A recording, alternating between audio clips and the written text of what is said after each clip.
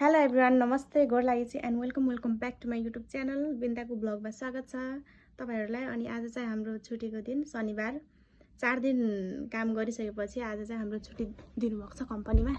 अनि घुम्न जाने भनेको है। वेदर चाहिँ एकदमै पानी परिरहेको छ। आज यस्तो छ, पानी पर्ला जस्तो छ। हुन त बिहानै पानी परिसक्यो। अनि मेरो साथी चाहिँ यस्तो छ हालत है। चुप चाहिँ नभन न, अब भएकै कुरा त देखाउनु नि त। राम्रै छ जे होस्। म त यस्तै हो। अब घुम्न नगए पनि हामी मार्केटतिर जान्छौँ। अलिअलि सामान किन्न, छैन खाने कुराहरू त्यही किनेर ल्याउँछौँ। अनि टक्क लगाएर हामी चाहिँ रेडी भइसक्यौँ बाहिर जानलाई। अब घुम्न जान्छौँ कि मार्केटतिर जान्छौँ त्यो चाहिँ थाहा भएन।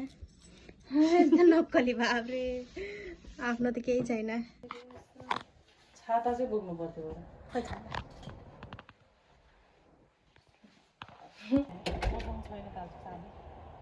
ताल चलाउने रे। ल यहाँ छ चाबी, हाल्दै नि त।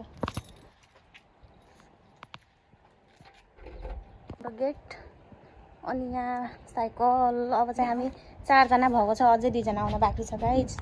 तिमीहरूको त तेरो त के युट्युबमा अड्दैन हैन। घर अगाडि चाहिँ यस्तो छ नजारा, गाउँ हो। हामी यही बस्छौँ। पानी र यो रेनकोट लिएको, पानी पर्ने अवस्था छ। राम्रो छ तर है हाम्रोतिर। ओए अब मलाई मार्छ है। छ्या पानी पर्यो यार, कसरी जाने घुम्न।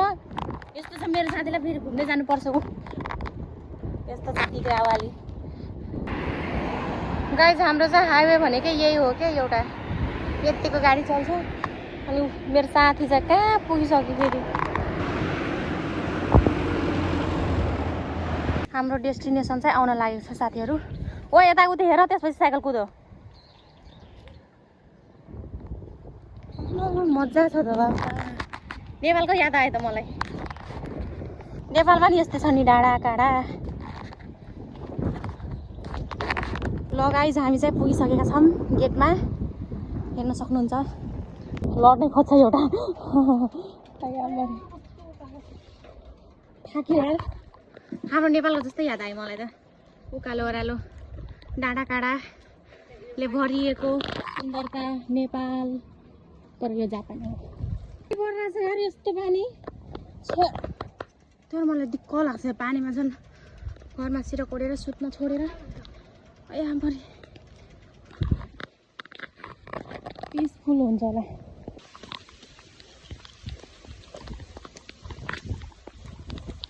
छाता केही छैन। यस्तो राम्रो रहेछ। वाउ दामी रहेछ है। यहाँबाट चाहिँ यतातिर यस्तो देखिन्छ।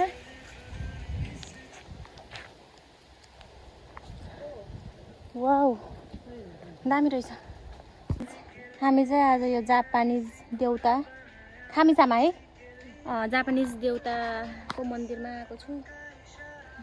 बुद्ध धर्म यतातिर चाहिँ, जापानमा चाहिँ बुद्ध धर्म मान्दो रहेछ। तर कोही रहेनछ, हामी मात्र 2 जना। यस्तो छ। पछाडिको लुक्स पनि देखाउँछु म। बत्ती बलिरहेको छ, वरिपरि जङ्गल। मेरो साथी चाहिँ उता टिकटक बनाउँदैछन्। म चाहिँ अब यसो एक घुमेर के छ हेर्दिउँ। खान्जी त पढ्न आउँदैन, त्यही पनि भिडियो चाहिँ बनाउँछु। आम्मा डर लाग्छ मलाई त।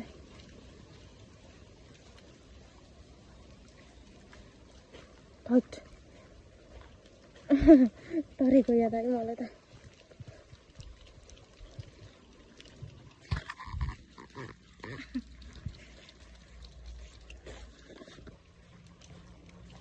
यहाँ तलबाट चाहिँ एउटा बाटो छ, अनि त्यो बाटो चाहिँ अलिकति माथि जाँदो रहेछ। यो बाटो हो कि कुन, त्यहाँ नि गाउँ छ। यस्तो छ।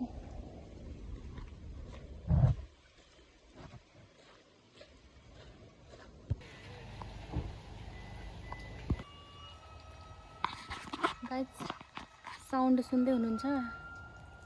यहाँ चाहिँ जापानिज मान्छे आएर पूजा गर्दैछ कि के गर्दैछ कि भजन कीर्तन यहाँभित्र।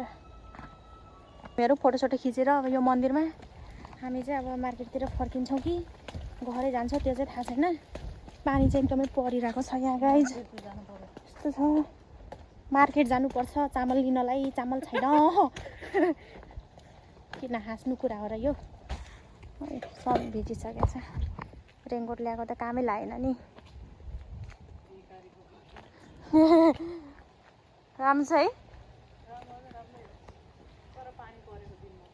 के रे गरिबको साइकल गरिबी हुन त हो। यहाँ कारमा हिँड्छ मान्छेहरू, हामी मात्रै हो साइकलमा हिँड्ने। नेपाली, त्यसपछि म्यानमार, थाई अनि भियतनामीहरू मात्रै हो साइकलमा हिँड्ने। जापानिजहरू धनी हुन्छ, धनी। गरिब हामी। गरिब गरिब गरिब। हामी चाहिँ ट्रायल भन्ने एउटा सप छ, खाद्यान्नको सामान पाउँछ, चामलहरू, ग्रोसरीहरू। त्यसपछि हामी त्यही किन्न आएको गाइज। अभि अय्या मरे म। छ्या यस्तो पो हुँदो रहेछ। चाबी लाउने होइन पखाइ त।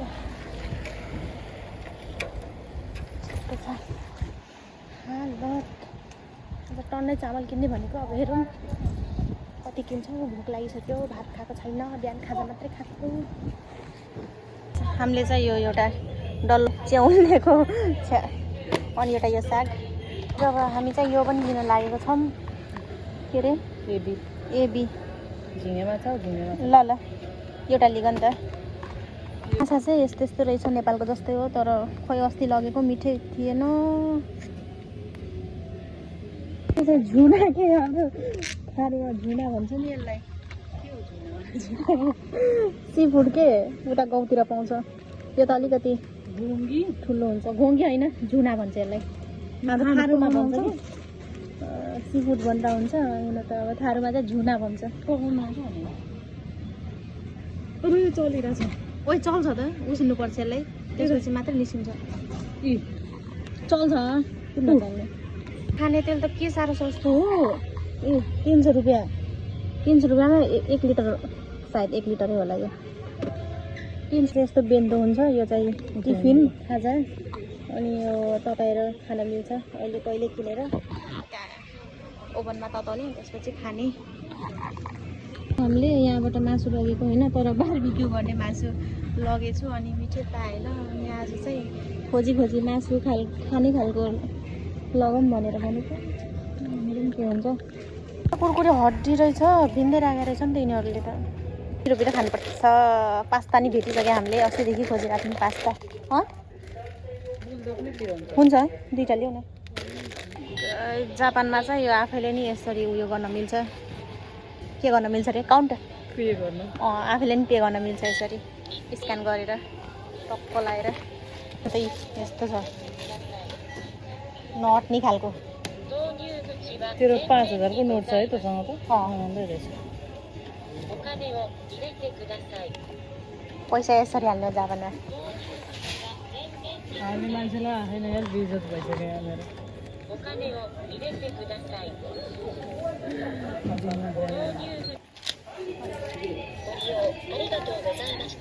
आरिगातो गोजाइमासु त पैसा चाहिँ लुट्दिने, आरिगातो गोजाइमासु त भनिदिने हो।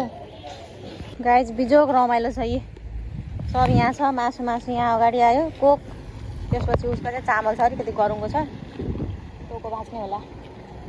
यो सजिलो छ, सब थोक महँगो छ। सस्तो छ यहाँ त। यस्तो पानी परिरहेछ। आनन्दले छुट्टीको दिन घरमा नि बस्न पाइएन। चामल सकिएर किन्नु पर्यो, आउनु पर्यो।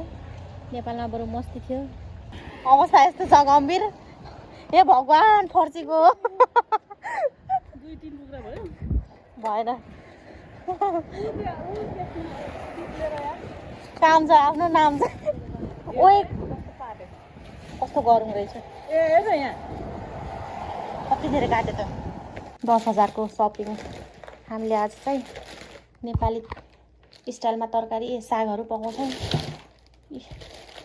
च्याउको।